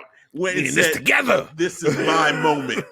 This is my moment, the man said to him. Oh, man. So that Tommaso was awesome. This Tommaso, not so much. Not so much. The kind-hearted one. The gentle one. No. He's so much like Triple H in that Triple H tried to be a face so many times. And when Triple H came back from injury, I never believed it. I never believed it. Here's the thing. I had fun. I had fun with it when he went against Jericho because he was going against Stephanie also. And that was crazy to see Stephanie versus Triple H, and them feud with each other, and he pedigreed Stephanie. And I'm like, oh my God, like, what is happening? Like, stuff like that. Okay, fine. But then after that storyline was done at that WrestleMania, then it was like, all right, now it's only a matter of time. Now we know, Hunter. Let the real Hunter come back. Come on, the game. You can't. To play the game. The cerebral assassin. All it's gonna take is the wrong face to try to go after that title, and he's gonna look at this dude like, oh, I gotta win. Motherfucker. Right. He's like so many betrayals, bro. So many betrayals I've seen. He can't have Shawn friends. Michaels. Right. Yeah. Oh my God. The Shawn Michaels when he tried coming back the first time. And I remember he set that dude up. Oh my God, it was a backstage segment. I remember this because I'm like, bro, Triple H is such an asshole. And they having a good time. They walking out. And Shawn Michaels walks out first. All right. And closes the door. And then Shawn Michaels still talking. He turns around, the door is locked. And he's like, gets jumped, bro. Gets fucking jumped, bro. I was like, oh my God. Oh man. Oh, this asshole. Dude, my favorite one, they were trying to figure out who had attacked Shawn Michaels. And Triple H is there with Shawn saying, we're going to find out who did this. We're going to find out who did this to my best friend. I will not rest until we find out who the culprit is.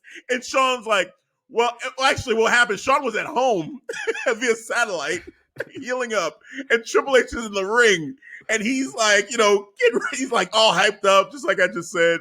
And Shawn is like, yeah, that's great, Triple H. It's funny because they told me that they should have some footage of what happened to me. He's like, oh, okay, yeah, good. I'm gonna look into this footage. Yep. I'm gonna look at it. Yep. He's like, yeah, let's take a look at it right now. And it was all fuzzy. And he's like, oh, well, that footage, is that all we got? Oh, man. He's like, no, actually, it's amazing what they can do now with technology. And clean it right up. Yeah. And they clean it up, and you can see it was Triple H. Up, bro. You see him. He's like, it was you. It was you, Hunter.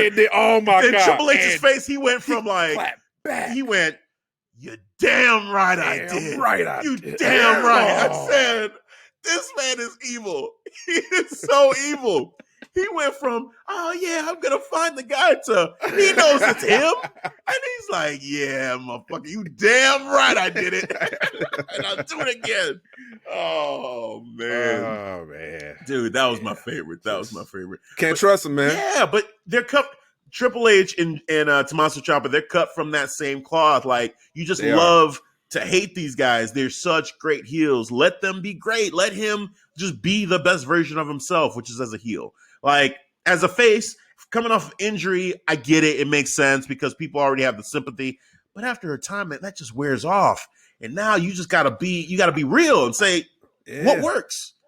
I think right now we have too many faces in NXT. Where are the heels? Dude, I think Karrion Kross and dude, Adam Cole and the Undisputed Era, they're all faces right now. They faces. Damian Priest is a face. Yep. Yeah, who's I guess with Bronson Reed's getting ready to come back, but he's a face unless they decide to change it up and right, that's true. I mean, maybe and that wouldn't be a bad idea, maybe, to turn it around for him and say, hey, maybe he should be give him a little attitude. Yeah. But I mean, get ready for this one. Karrion Kross, I think, is a face right now. Like, is Karrion? How the fuck is the face, dude? Like, Karrion Kross right now. Like, what has he done right now in this moment? Like, him and Damian Priest. Damian Priest was talking shit about his wife and he beat his ass. Well, that's true. You know what I'm saying? Defending his wife. You talk shit about my wife. Hey, it's going down. It's I'm over. sorry, sir. Right. I'm sorry. I'm not. And we must throw hands. Exactly. Right now. There's nothing right now that would tell me he's coming off of injury, like so many wrestlers do. They have the sympathy. The fans felt bad when he left, and now he's back. And I don't. If we had fans there, they wouldn't be booing Karrion Kross. They'd be cheering him.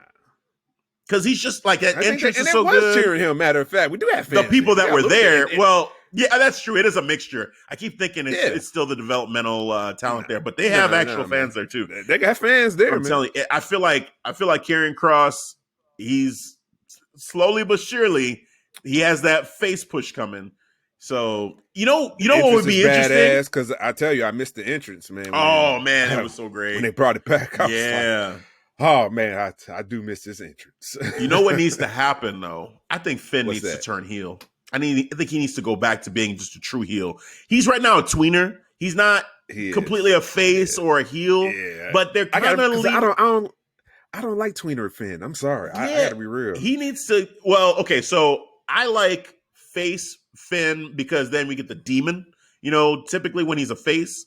And heel Finn was on one when he came back to NXT, like just gangster, like freaking just awesome. Got Tommaso lacking right there when you we're like, oh, we're switching allegiances. Okay, right, okay, heel turn, right. Like that was cool. But I think him just because again with Undisputed Era kind of turning face, and he's the one that brought Undisputed Era back to go against McAfee's crew. I just feel like he's kind of leaning towards being a face. And like even this matchup, well, we'll talk about who he's going to face. But I just feel like he's in this tweener spot. It wouldn't be a bad idea for him to turn heel and just like do something underhanded to where you're like, wow. Like, and maybe he retains this way, some underhanded tactic that he has to do in order to win the matchup. And you're just like, damn. Like, okay, and then him and Karrion Kross go at it, and you flip the script because I just feel like they like Karrion Kross, and he's gonna take that title from Finn. I think that's gonna happen. Yeah. So unless he goes to the main roster real quick, because I'm sorry, bro. I'm sorry. When I look at him, I'm like main roster. No, you're right. When I look at it, you're right. Main roster, but the entrance, they're gonna fuck that up. They're gonna fuck that up. They're gonna fuck that up. That's why I don't even want to even. I don't want to. I want to enjoy this. Moving on. Yeah, exactly. I just want to enjoy Karrion Kross Back to and the Scarlett. moment, sir. I'm sorry. Yes. Because you start putting that main roster stuff out there for guys, and I'm just like, I just thought about Aleister Black, like when you said that, and I was just like, that was the guy where I thought, there's no way they could fuck this up. RIP, bro, to his career. Done. I'm sorry. Done. He is done. There's no coming back. No, unless he goes to AEW, like. We're not going to see him on television for a minute. That's it. So, yeah, man, we might need hey, you know what? I don't know if we've ever done a moment of silence for Aleister Black, but I think we might have to do an impromptu one right now for Aleister because, hey, man, I was thinking about that. It's over with. We was on the same page right here. Well, let's do impromptu. Moment of silence. Moment of silence for the one we call Aleister Black. This hurts me right here. God damn. We just did it. Oh my God. It is decided. Oh, Aleister. Oh, we did it, Aleister. Yeah. You will be missing. You will be missed. We got episodes saying like, there's no way they can fuck this up. Yes. 100%. And then it slowly went from no way they can fuck this up. Like, oh shit, they're fucking this up. And I can see this. I can see them going this way. How they can fuck it up. It's shocking. It's shocking how bad and really how easily they fucked it up. Because look, it started with that entrance and they added that little creak to it. You're like, oh no, why? And you predicted, I remember you saying you thought they could be NXT Tag Team Champions and have I don't know if it was Raw or SmackDown Tag Team Championships, but that they would have both at the same time. And, in my mind, I'm like, I don't see that happening, but that would have been cool. Like, that could have went a whole nother way for Ricochet and Aleister. But they didn't get it. And then after that, he was off television. And then he started the therapy sessions. He's just in the closet, like all black, just saying nonsense. You're like, what are you? And I'm still not completely out at that point. I was still trying some challengers. No one's knocking on his door. Yeah. He's sad about that. Will someone please knock on my door? Every week, you keep on getting pissed off because no one's knocking on his door. Are you waiting for someone to knock on your door for a fight? Go out to the ring and demand a fight. What are you doing? Whoop somebody's ass. Right there, I was like, oh my God, they're deconstructing him right here. The appeal is gone. The mystique is gone. Yeah. That's when I left. I was like, the mystique is gone for me, sir. I tried because I'm still holding on to NXT Aleister. You was at that point. You was. Dude. I was already gone. I've seen the man live, and I'm just like, this dude is awesome. He's awesome. I'm like, there's no way. And I had a fear that they would think too much of let's try to make him like The Undertaker and do the stuff at the entrance. And you can't do that. That's a death touch. Whenever you try to make someone like another legend, too much like them, it's like, it just doesn't work. Make him the best Aleister Black he can be. That's it. Don't worry about what came before him. Yeah. Exactly. So it sucks, man. Yeah, just to think of where he is now. Hopefully he gets that release and he can go to AEW or Japan or Impact or wherever because he needs a change. Oh my God, if Impact got him, that would be huge for Impact. That would be ridiculous. Him and that dude named Sammy Callahan, I could see them go there. Yeah, I like Sammy. Yeah, I could see that. I like Sammy. I could see that.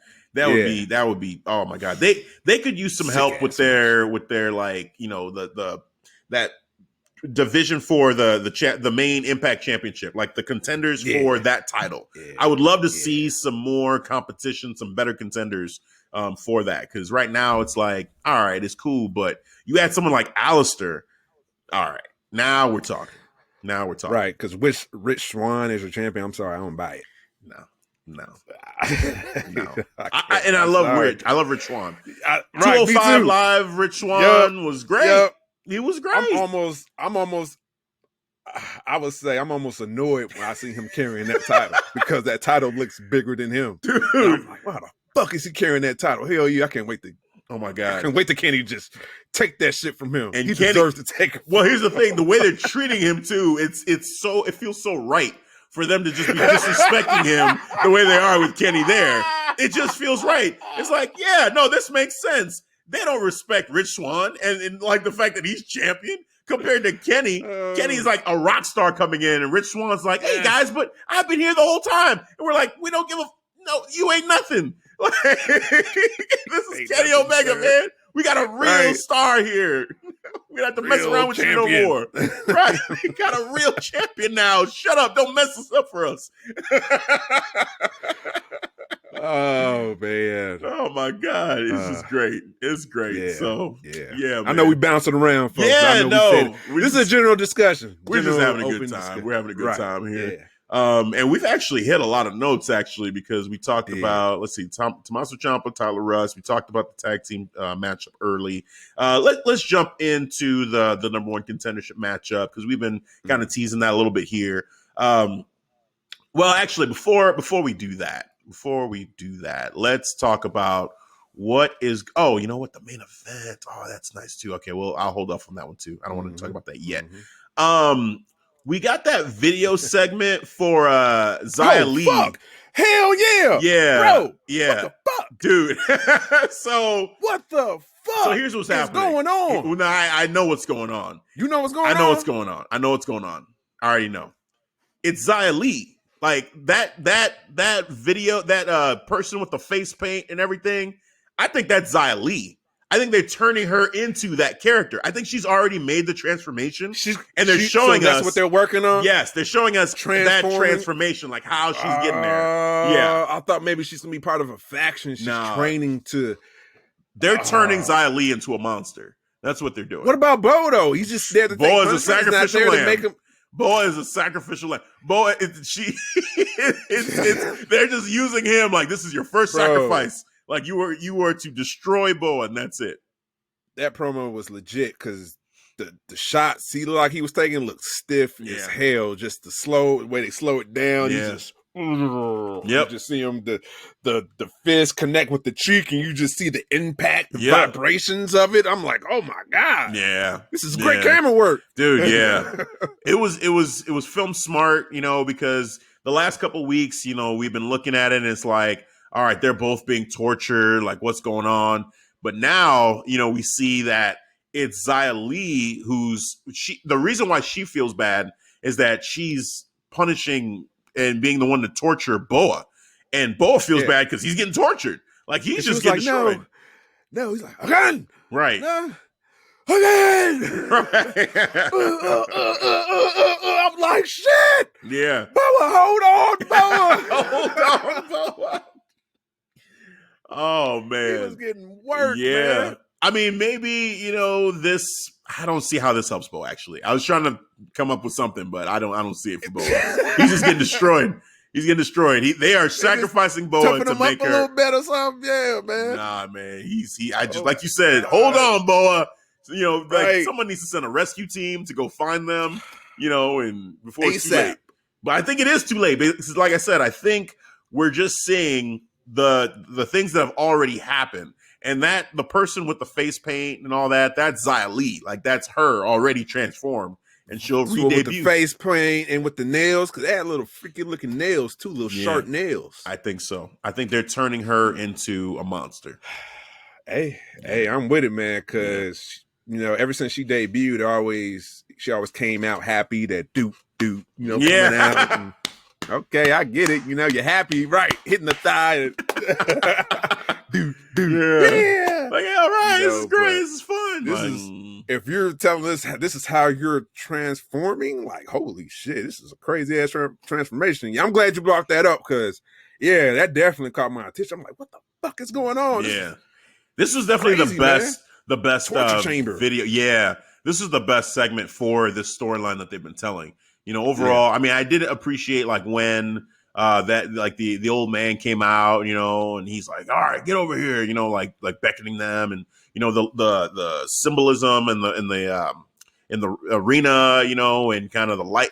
They've been trying to do some things. They've been having fun with it. It's cool. But this video right here, I think it was a nice swerve because this whole time we're thinking the both of them are getting, either trained or tortured the same way. But now we see, like, hey, Xia Li is the one doing the punishing, and it's just Boa out here getting destroyed, getting punished.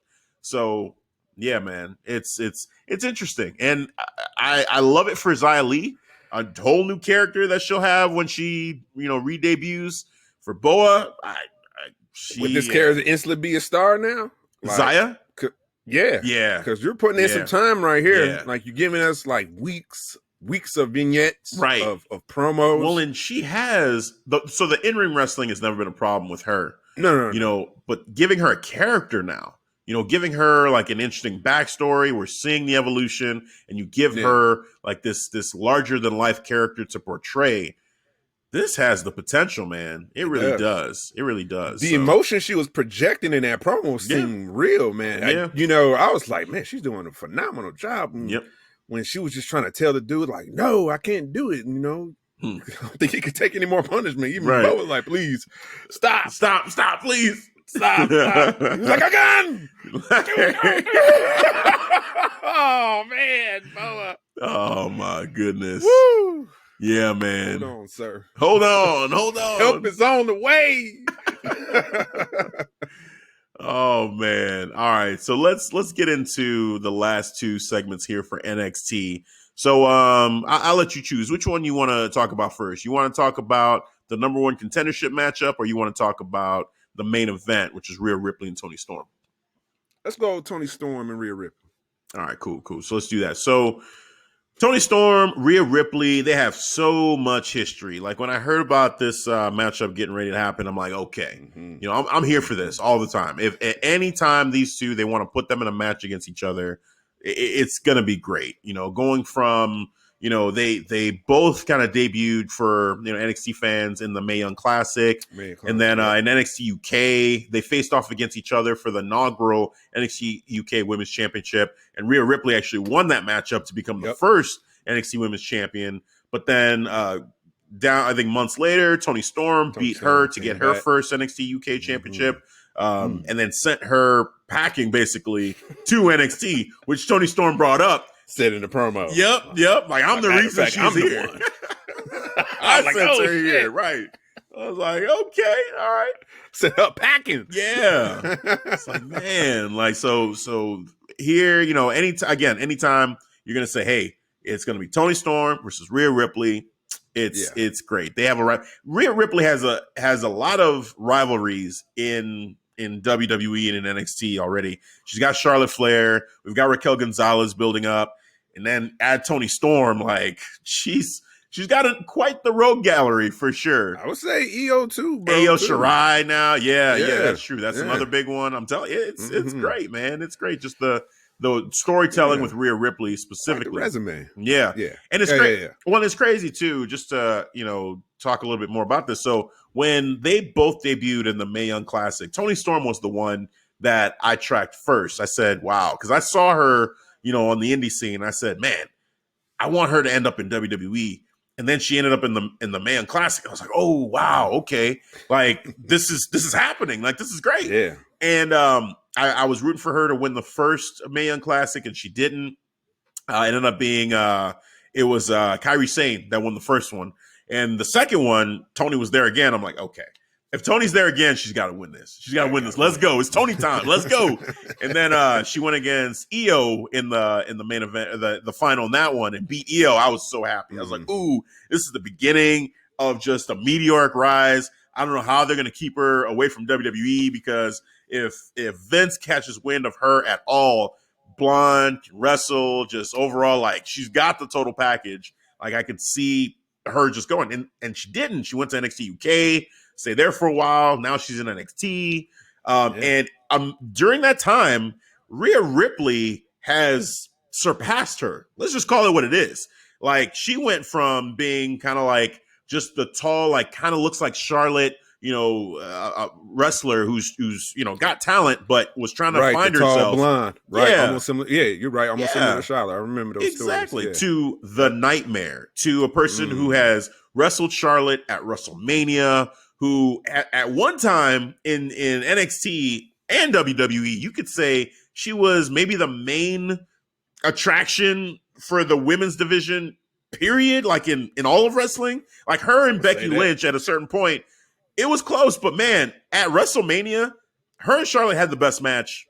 They did. Period. Bar none. In any match. That was best the match. Wrestling match right there. Yeah. That was our match of the night right there when we did our breakdown. Yep. Exactly. Like, for me, I feel like, everything she did at Survivor Series, like leading that team against a team. Well, that weekend was Rhea's weekend. That was like her big. That's when she didn't she pin like Sasha Banks? Survivor Series weekend. Leading up to Survivor Series, like SmackDown, and that she pinned Charlotte.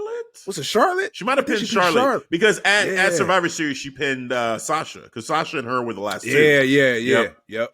But then also too, that War Games was right before. So she went from beating Charlotte to beating Shayna and then beating Sasha Banks in one weekend. Like, that's insane. That's insane. That from that moment, I was like, okay, this is Rhea's world, man. This is Rhea's world. Like, So, she's the one right there. She's the one. Yeah. So, she had a great run. And again, I'd say Becky Lynch, you'd still probably, most people would give the edge to Becky Lynch overall in terms of the women's divisions or the overall, who's the best or top wrestler in for women across the world. I guess popularity wise, but Rhea Ripley right there with her, like neck and neck at that time. So now we're getting the rekindling of the rivalry. They have this matchup, strong matchup. The two of them they do what they do. Like they went at it. So well. Yep. Yeah, they know each other. You could see that, the chemistry. They know each other's moves. And overall, just great story told. For me, I was rooting for Toni Storm to win this matchup because I felt like she needed it more. Because as I just detailed, Rhea has surpassed her. She just has. Yes. So it was big. It was big to say, hey, yo, Toni, if they're trying to really push her and trying to have this heel character, like take that next step, then you got to have her win. And she did. I mean, she did have help. We had who came out? Was it Raquel Gonzalez? Yeah. She got involved in the matchup towards the end. Threw Rhea Ripley into the ring post, and then Toni Storm hit. What's her finishing moves name? Storm Zero. There it is. Storm Zero. Yeah, hit Storm Zero, got the win. I was happy with that, but still, like, it's not bad at all for Rhea. And anticipating protected loss. Yeah, and anticipating Rhea versus Raquel again. Part 2, I guess, is officially. Yes. Give me this. Let's go. We will get the rematch between Gonzalez and Rhea Ripley. It will happen. Yeah. And you know what? Honestly, I think when we get that match, this will be Rhea Ripley's last match. I think so too. I think she's destined. She's done, bro. You said it. Like she did it all. Rivalries, list the names. She did the belt. She had that awesome lineup of just war games and Survivor Series. Like NXT, I think she did it all. She has nothing to prove after Gonzalez beat her. This is it. Yeah. See you on Raw. Maybe Raw. SmackDown, Raw. It's got to be Raw. Raw needs her because EO needs somebody. So like the sooner the better. Oh yeah. Or not EO. Sorry, you can't be on there the same with Bianca Belair. Yeah, Asuka needs somebody, and to have Asuka versus Rhea, and then set up when Charlotte comes back and do Charlotte versus Rhea again. Wow, man. Yeah, because I could buy actually like with no build.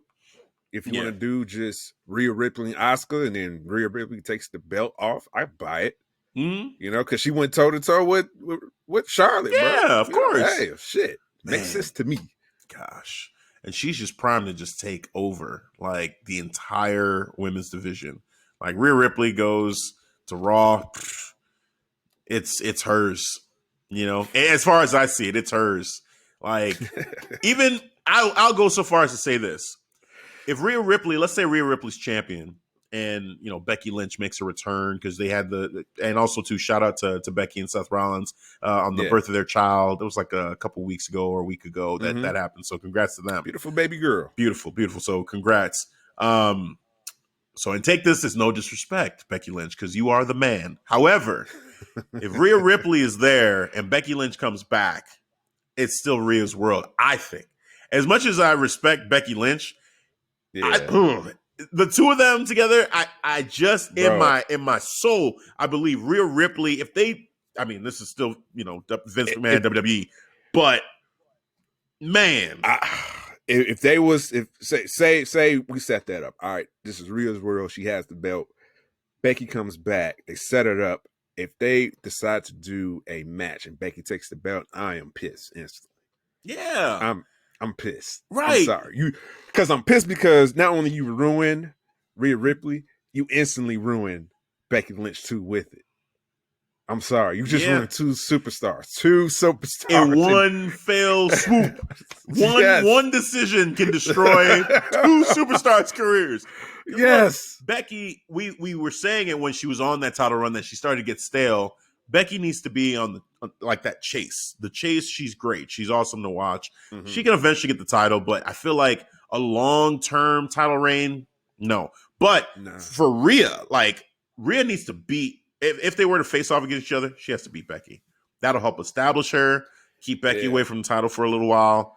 But honestly, if Becky does this, if she comes back, she doesn't need to be anywhere near the title scene. Let her kind of rebuild herself coming back. Yeah. Trying to find her ground, her footing. Yeah. You know, and give her a couple of matches and trying to get that momentum back in her grace again. And then we can, start building towards a title, another title run. But not right now. I just say just try to get your footing. Yeah.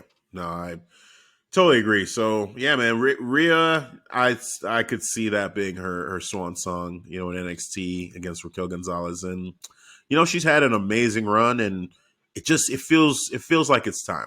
It feels like it's time for her to just let's new challenges. Head over to Raw and make it your world. It's Rhea's world. Let's go. Yeah. Let's go. Yeah. All right. Asuka needs some help. And Asuka needs you. She needs you. That women's division in general needs you. But yeah, Rhea, that will, oh my God. I just can't, that would be awesome. Just awesome. Yes. Actually, too, we did talk about Karrion Kross, but yeah, the entrance was great. And yeah, Desmond Troy, sorry, man, but you just got destroyed. I just scrolled past the fact that match happened. And just complete destruction. But great seeing that entrance again. We did talk about that a little bit, so we can move on. So let's get to not the main event, but I guess in terms of trying to figure out who is going to be the person to go against Finn Balor, we got that answer. Contendership. Yep, we got that answer. So why don't you break that down? The matchup between Pete Dunne and our guy Kyle O'Reilly. Oh, man. So this was an entertaining match. I love how it kicked off. You had Undisputed. You had, you had Pete Dunne. He had his boys come out. What are they called again? They have a name? Only Lord. They're faction with Pat McAfee now. The Kings. The Kings of NXT. They haven't really said that in a while. They said that a couple times, but I was just trying to all group them up. Team McAfee. That's what they were called in War Games. I'm not gonna call them that. Yeah, right. That's not the name of that. I'll just say Pete Dunne and his boys. There you go. Oney Lorcan and Danny Burch. There you go. All right. All right. They come out, man. Pete Dunne looking cock diesel, man, just like $1 million, just on 10. Yep. And like I said, Undisputed came out, and Oney Lorcan and Danny Burch on the outside. This is right before we kick it off. Basically Pete Dunne and Kyle O'Reilly are just like locked eyes. Just that's it. They're just dead center focused. All of a sudden, Everrise decided to show up, come out. No, it wasn't Everrise. It was Everrise was there. Was it? They came out later, but who was the first one? Was it the Grizzled Young Vets? No, who was there? No, it was Drake Maverick. Drake Maverick and Killian Dane? Killian Dane. Yes, he wanted revenge. Okay. All right. So he clapped back. They came out, then the whole mess, then the Everrise came out, and then Breezango came out. I remember they were out there. Yeah, they were all fighting. They all fighting up the ramp. It was just, but unconcerned about it was Pete Dunne and Kyle O'Reilly. That was hilarious. Focused. Right, laser eyes, and they was like, fuck this, let's throw hands. And they started just fighting. I loved it how, like, the first 10 seconds, they're fighting, going strike for strike. But I'm like, Pete Dunne, don't do that, don't fuck. And he was fucking up because, man, I like how Kyle O'Reilly was just, bobbing and weaving. He's like, fuck it up, gotcha. So I love how they initiated who was the stronger striker already was Kyle O'Reilly, but on the ground, it's a different story for Pete Dunne. He likes to, lock you up, snapping the wrist, stumping, joint manipulation, stumping your hand. He's doing all that type of stuff, getting real grimy. But I love everything about this match. It's very exciting. I was very surprised who got the win, though. Oh, you were surprised? I was surprised a little bit because I thought actually Pete Dunne with some heel tactics would win. You know, maybe he'll pull the tights. Maybe he'll take an opportunity, you know, because this is a new Pete Dunne. This is a new, you know, true. I don't give a fuck Pete Dunne, you know, but he lost clean. He wasn't trying to win by nefarious means by anything, but you know, it was a strong match though, man. I liked it. I enjoyed it. Yeah, it was fun. It was a fun matchup. I love the technical parts of the matchup. The submissions back and forth, reversing each other on the ground. You know, that was cool because that is something both of them, you know, excel at. You know, in terms of just being like very technical. And Colorado with the MMA style fighting, you know, was really cool. Striking, man. You know, he actually look like legit. He was hitting him in the chest with those strikes. Yeah, a couple of times, man. Like, ooh, man, he looks stiff. Yeah. Like New Japan style. Yeah. There were a couple too. Let's see, with Kyle O'Reilly when he tried to do the almost like the Dean Ambrose where he goes in the ropes and he bounces back. You know, like there was twice where he tried to do that to Pete Dunne, and Pete Dunne caught him both times. Like, nope, you're not getting me with this. I've seen this way too many times already. I know you. You know what I'm saying? So I like that. And then the finishing him with the knee to the back of the neck from the top, like that was kind of I like that as a very real and raw finisher. And grimy kind of finisher for Kyle O'Reilly. Because it's like a knockout blow almost, because it's to the back of the head. Right. And I like how Pete Dunne kind of bounced off the rope from it. Yeah. And I'm saying to myself, is he done? I don't know. It looks like that can be it, because that's a good night. That was a knockout blow. Yeah. So that, and has it ever been established like Kyle O'Reilly's singles finisher? Because I know he does submissions a lot of times, but like that as his, you know, like knockout finisher. He kind of did that same move, but he did it with the chair against Orny Lorcan in War Games. It wasn't on the back of the head. It was like that same maneuver with the knee, drop of the knee, but he did it with the chair. That's when he cut his face. Right. But now he did it with the knee on the back of the head for against Pete Dunne. So it's two times he did. I like it. I like it. I feel like going forward, they should just do that. It fits him. You know, his striking style, you know, like just to be most definitely knee straight from the top to the back of the head. Like, yeah, I believe it. I believe that you'd be knocked out from that for sure. So, yeah, man. So just, you know, great matchup. Yeah, Kyle, I don't know. I wasn't surprised that it was him, because I felt like when you got rid of Damian Priest, so it's just down to those two guys, and the arguments for the two, I feel like Kyle O'Reilly was right that, hey, man, like, you know, I broke your jaw. You were in the hospital. You were drinking out of a straw. We got unfinished business. Just get that done, man. Get that out the way. So, you know, the two of them going against each other, it was cool how they revealed the graphic for it. You know, they showed Finn Balor, and then they showed Kyle O'Reilly on the side too. It was kind of like, all right, you know, I'm ready for this. It's my time. So I don't expect him to win as I'm sitting here right now, but we'll see how the buildup goes. But yeah, I'm not I wouldn't totally rule it out. Would they swerve it? Could they swerve it?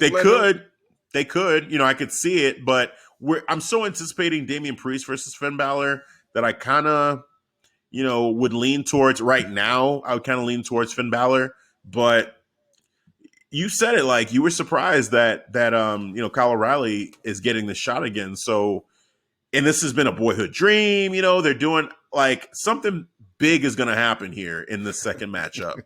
Either Kyle is going to win, or maybe this is it. You know, we keep saying Undisputed Era. Could this be getting close to the end for them as a faction? Man. I don't know. You know, like I don't know. Yeah, we have to wait till we do predictions for that. Yeah, we need more. You know, let's see how this goes going forward. Yeah, you know, but there's something about, you know, Adam Cole right now, and he's just not in the limelight. It doesn't feel right. You know, be tag teaming with with Roderick and that's what yeah, they're gonna he's just gonna be part of a tag team division because that's what it just seems. They're just like, making him a normal guy now. Like he's just damn man. See why I don't have you on my wall of excellence? The wall of excellence. Oh, is it not? Adam, you're not up there. God damn it. Ooh.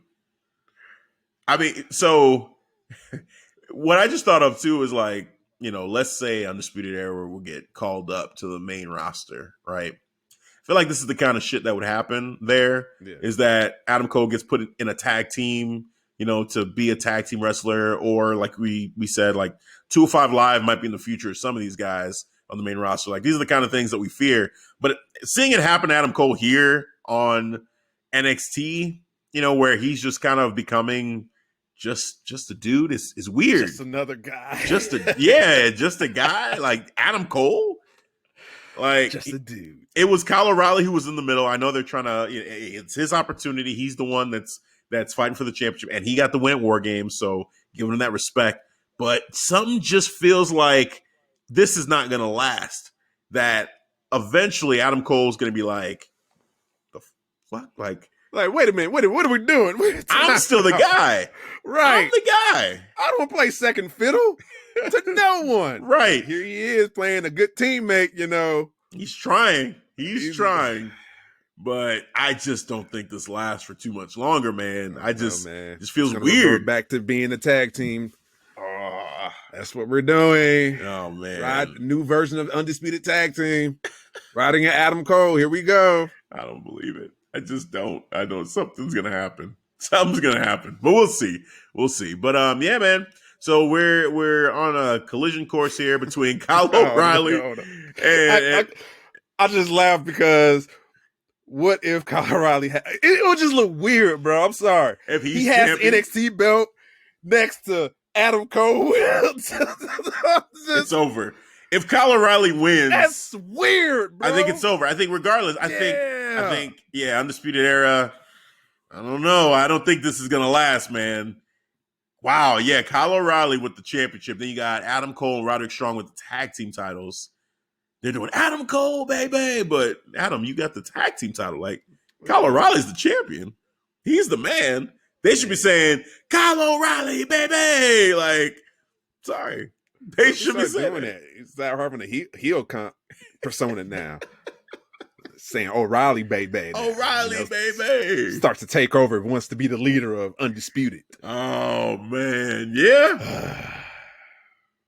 Damn. I don't know, man. We're just pondering, the future of Undisputed Era right now. But going down this rabbit hole, it never ends. Oh man! So we basically touched on everything from NXT and AEW. We've got there was a couple. Actually, one thing that I was thinking about that I wanted to mention.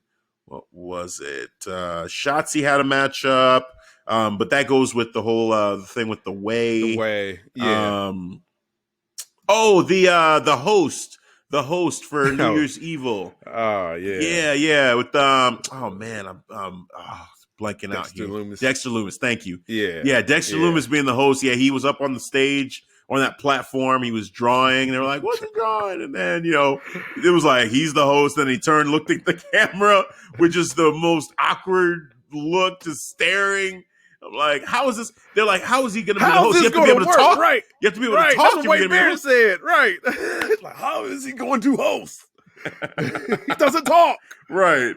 It's like, we're going to find out, man, one way or another. So, yeah, Dexter Lumis is going to be the host of New Year's Evil. That should be interesting.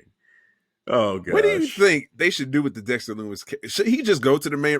It would just work, right?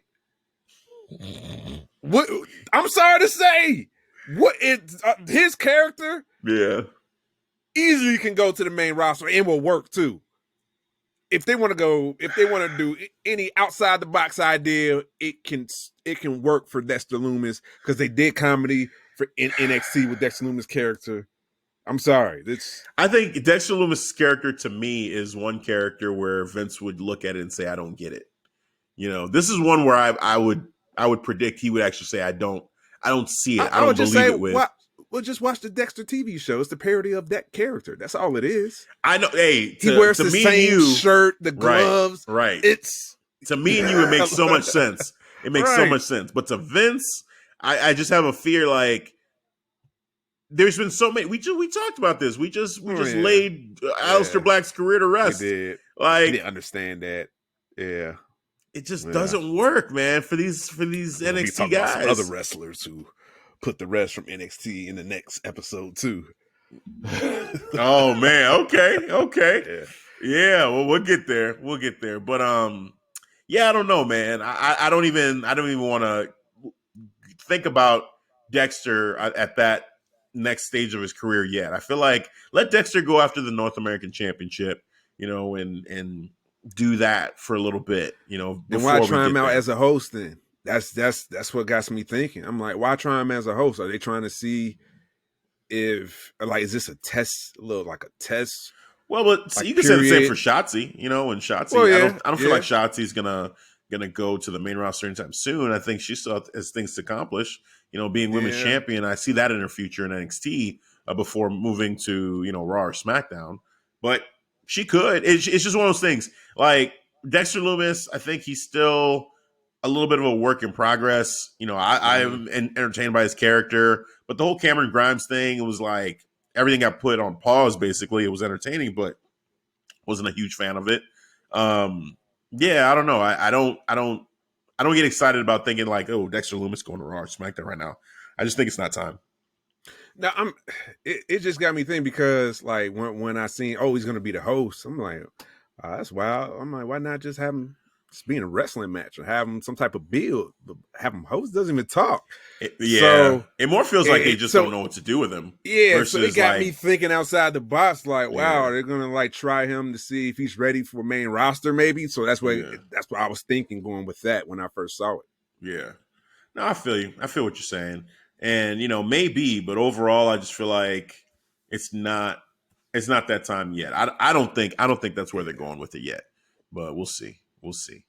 All right, so that pretty much wraps it up. Any final thoughts before we call it an episode on this AEW NXT mashup episode? No, man, I think we got it all in this episode. We definitely had an open discussion. We went left, we went right, went up, went down, crisscross, everywhere. Cover everything. Hit that corner, over there. We got it all. Cool. We had a moment of silence too. And we did have a moment, an impromptu moment of silence. But it was it was warranted, man. Because it was necessary. Man, Aleister, you were awesome. You will be missed from television. We hope to see you again soon on AEW or somewhere else. I mean, he hasn't even been released. Maybe Impact, right. Yeah, just Impact, exactly. So we'll see, because it's a damn shame. But that will do it for this week's episode. But before we go, Devin, tell the people where they can Yes. Oh, I cannot wait to go over this because I'm going to change it up a bit. You know how I'll be going down this long list of social platforms. Now, there's only one website you can go. It's called the ClarkStreetWrestling.com website. Yes, that is ClarkStreetWrestling.com. ST, not the full street. Let me be clear on that abbreviation, people. ST Wrestling. Clark ST Wrestling.com. Legit website. Has all of our links to our episodes, even our episodes on YouTube. You can and it has links to all of our social platforms. We're on YouTube, we're on Instagram, we're on Facebook, we're on Twitter, we're on a lot, we're on TikTok as well. So yes, TikTok. Yes, we're on everything. I could just do this in all one fell swoop now. Ha-ha! I win, goddammit. And you can always hear us on any major podcast platform. Just download any major, your favorite podcast platform. That could be Anchor, that could be Spotify, that could be Breaker. We're on iHeart. And yes, I can't forget about Amazon, baby. Yes, you can hit up Alexa. You want to listen to a Clark Street Wrestling episode, any of them. We got recaps, reviews, prediction episodes like this one we're doing right here, or getting ready to do on the next episode, I should say. So yeah, we got over 160 episodes and counting. I always say 150. Now, let me say 160 episodes and counting. All right? Yeah, we got a lot in the library.